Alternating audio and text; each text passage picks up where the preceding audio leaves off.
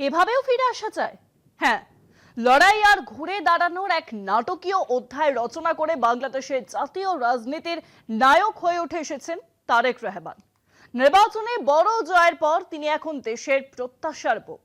শান্তি ও দায়িত্বের বার্তা দিয়েই শুরু করেছেন নতুন দিনের পথ চলা। উন্নয়ন ও গণতন্ত্রকে এগিয়ে নেওয়ার এবং প্রতিবেশী ভারতের সঙ্গে ভারসাম্যপূর্ণ ও স্থিতিশীল সম্পর্ক বজায় রাখাই এখন তারেকের সামনে বড় চ্যালেঞ্জ। তার নেতৃত্বের দিকে এখন তাকিয়ে আছে গোটা বাংলাদেশ। কারাগারের অন্ধকার, দীর্ঘ 17 বছরের প্রবাস জীবন এবং একের পর এক রাজনৈতিক ঝড়, সব বাধা অতিক্রম করে বাংলাদেশের নতুন ইতিহাসের সামনে দাঁড়িয়েছেন তারেক রহমান। জনসমর্থনের ঢেউ তাকে পৌঁছে দিয়েছে জাতীয় নেতৃত্বের শীর্ষ প্রান্তে। তিনি এখন বাংলাদেশের পরবর্তী প্রধানমন্ত্রী হওয়ার অপেক্ষায়। ঢাকা ও বগুড়ায় বিপুল ব্যবধানে বিজয় শুধু নির্বাচনের সাফল্য নয়, এটি দীর্ঘ সংগ্রাম ও প্রত্যাবর্তনের এক প্রতীকী স্বীকৃতি। রাজনীতিতে তার হাতেখড়ি হুসাইন মোহাম্মদ এরশাদ বিরোধী গণ আন্দোলনের মধ্য দিয়ে। 90-এর গণতান্ত্রিক উত্তরণের সময় থেকেই তার সক্রিয়ভাবে দলের সংগঠন ও কৌশল নির্ধারণে ভূমিকা ছিল।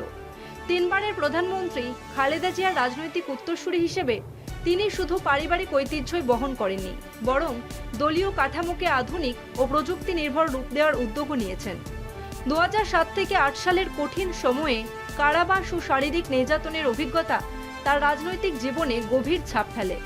চিকিৎসার জন্য লন্ডনে থাকার সময় তিনি দূর থেকেই দলকে সংগঠিত রেখেছেন।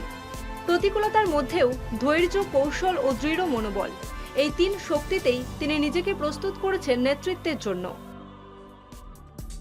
নির্বাসন থেকে রাষ্ট্রনেতা, দীর্ঘ কারাবাস ও নির্বাসন পেরিয়ে নেতৃত্বের শীর্ষে তারেক রহমান। জনমতের জোয়ারে ভর করে প্রধানমন্ত্রী হওয়ার অপেক্ষায় তারেক। ভারতের সঙ্গে স্থিতিশীল সম্পর্ক রাখায় কূটনৈতিক চ্যালেঞ্জ প্রধানমন্ত্রী তারেকের। পারস্পরিক সম্মান ও সমতার ভিত্তিতে সম্পর্ক উন্নয়নের আশা। ক্ষমতার চেয়ে দায়িত্বকে অগ্রাধিকার দিচ্ছেন তারেক রহমান। উন্নয়ন, গণতন্ত্র ও স্থিতিশীলতার প্রত্যাশায় বাংলাদেশ। অনেক চড়াই উতরাই পেরিয়ে নেতৃত্বের শীর্ষে উঠে আসা তারেক রহমানের সামনে এখন বড় একটি দায়িত্ব হলো প্রতিবেশী ভারতের সঙ্গে সম্পর্ক স্বাভাবিক ও স্থিতিশীল রাখা। বাংলাদেশ ও ভারত শুধু প্রতিবেশী দেশ নয়, 2 দেশের অর্থনীতি, নিরাপত্তা, বাণিজ্য এবং নদীর জলবন্টন সবকিছুই একে অপরের সঙ্গে জড়িত। নতুন নেতৃত্বের কাছে সবার আশা পারস্পরিক সম্মান ও সমতার ভিত্তিতে সম্পর্ক আরও ভালো হবে। সব বিষয়ে খোলামেলা আলোচনা ও সহযোগিতা বাড়তে পারে। বাংলাদেশ ভারতের উত্তর পূর্বাঞ্চলের জন্য গুরুত্বপূর্ণ যোগাযোগ পথ, আবার ভারত বাংলাদেশের বড় বাণিজ্য অংশীদার। তাই বাস্তবতা হলো 2 দেশ একে অপরের জন্য গুরুত্বপূর্ণ। বিজয়ের পর তার প্রথম আহ্বান ছিল শান্তি ও সংযমের। দলীয় কর্মীদের তিনি সতর্ক করেছেন যেন বিজয়ের উচ্ছ্বাসে কোনো অশান্তি না ঘটে। এই বার্তায় ইঙ্গিত দেয় ক্ষমতা নয়, দায়িত্বই তার অগ্রাধিকার। বাংলাদেশের নবনির্বাচিত প্রধানমন্ত্রী তারেক রহমানকে ইতিমধ্যেই অভিনন্দন জানিয়েছেন ভারতের প্রধানমন্ত্রী নরেন্দ্র মোদী এবং পশ্চিমবঙ্গের মুখ্যমন্ত্রী মমতা বন্দ্যোপাধ্যায়।